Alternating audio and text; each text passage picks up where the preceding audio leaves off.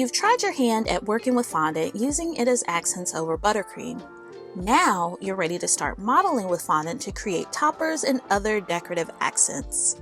Whether you're covering the cake itself in fondant or frosting, I'm sharing my top 5 tips for how to model anything using fondant.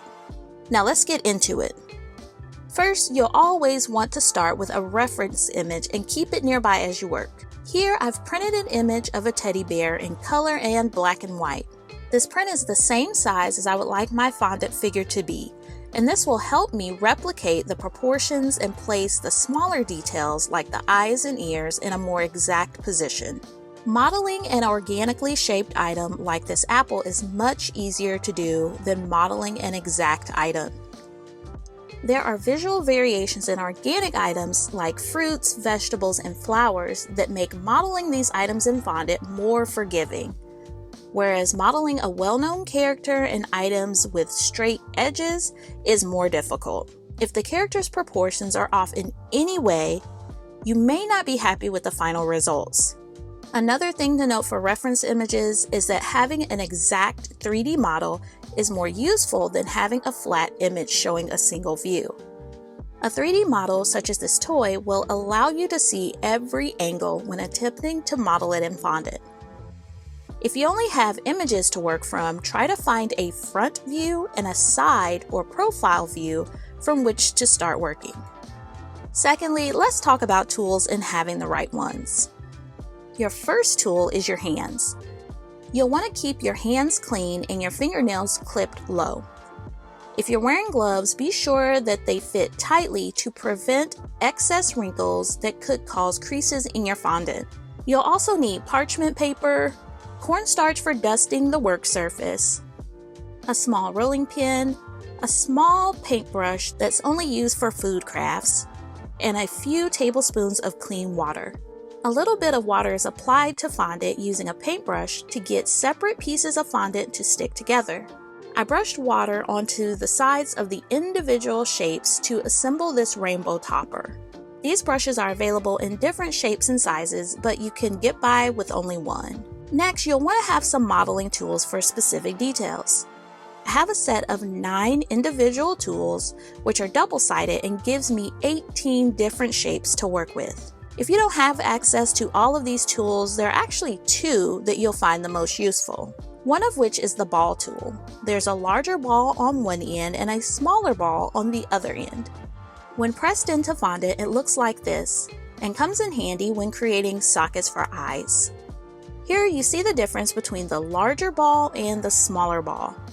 The other fondant tool that's the most useful is the Dresden tool. This one has a wider end and a narrow end. The Dresden tool is typically pulled across the surface of the fondant like this. With the narrower end, finer lines can be created. I use these tools to create this tiki mask cake topper from fondant. A modeling tool that's often overlooked is the toothpick. You may already have several of these at home. It really comes in handy when you need to create a furry texture. As you see, I'm able to create this effect by making short downward strokes using some light pressure. For a chunkier fur texture, you'll need to apply more pressure with a toothpick or Dresden tool. If you need to model decorative accents that seem more intricate, using a silicone mold like this one will save you time and frustration. Next tip, keep a ruler handy. As I mentioned earlier, proportions are very important, more so if you're modeling a character or an item with a specific shape. Measurements can also be taken to ensure the correct proportions on organic shaped items, but this is less necessary. Be mindful of proportions, whether or not your reference is flat or 3D. If you need to increase or decrease the size of your reference image, having exact measurements will help to easily scale the dimensions up or down. Next tip, make sure to color your fondant as closely as possible to what you're modeling. We all know that Elmo is red with an orange nose, so if you miss the mark on coloring, it's especially jarring. Those who are familiar with Elmo will say, "This is not Elmo." This is Elmo. I was recently asked to recreate this cake for a baby shower, but the colors needed to match the invitations. I custom colored the fondant in this rainbow to match the invitation, and it was placed atop the buttercream cake, which was also decorated with custom colored buttercream raindrops. Matching colors is an essential part of modeling anything with fondant. Next, you must know when to use fondant and when to add a little bit of gum paste. Gum paste can be found at your local hobby store on the shelf alongside the fondant. If you aren't paying close enough attention, you may accidentally grab gum paste instead of fondant. Gum paste looks like fondant and can be handled like fondant, however, there are two key differences. Number one, gum paste can be rolled extremely thin, as seen on these orchid petals. And number two, gum paste dries very hard, usually within 24 hours, and this allows us to model and shape toppers into ways that would defy gravity. Gum paste is also useful in creating flat toppers like this one, where I used edible marker to draw the outlines and gel color to paint within those lines. If you're modeling an item that will need to hold its shape, purchase gum paste and knead it into your fondant at a 1:1 or 50-50 ratio. You can also get a similar effect by kneading some Tylose powder or CMC powder into your fondant. You'll just want to follow the instructions that's on the packaging. If you're still with me, thanks for watching this far. Now here's a bonus tip. Consider using rice cereal treats for structure. This is also known as Rice Krispie treat. You'll want to open the package right before you use it to prevent the Rice Krispie treat from drying out. I'm going to use some yellow fondant and show you how Rice Krispie treat can be used as structure under a fondant ball. First, I formed the treat into a ball, and this is much easier to do when it's fresh from the package.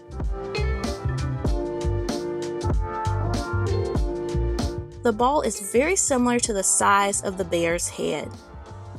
When using this method, be sure to keep the Rice Krispie treat shape slightly smaller than the model. Remember, there will be a layer of fondant over the top of it, which will increase the size. Next, I knead, roll, and flatten my yellow fondant. Then I place the Rice Krispie treat ball into the center of the fondant and gently press the fondant onto the ball on all sides.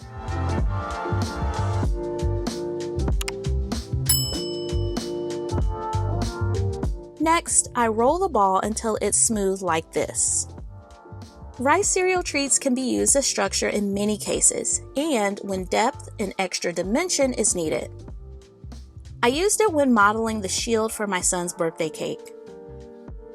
If you're interested in learning more about working with fondant, I've linked a helpful playlist in the description below. If you enjoyed this video, please hit the like button and consider subscribing to my channel for more cake decorating tips, tricks, and tutorials. A special shout out to my channel members, and to you, thanks for watching.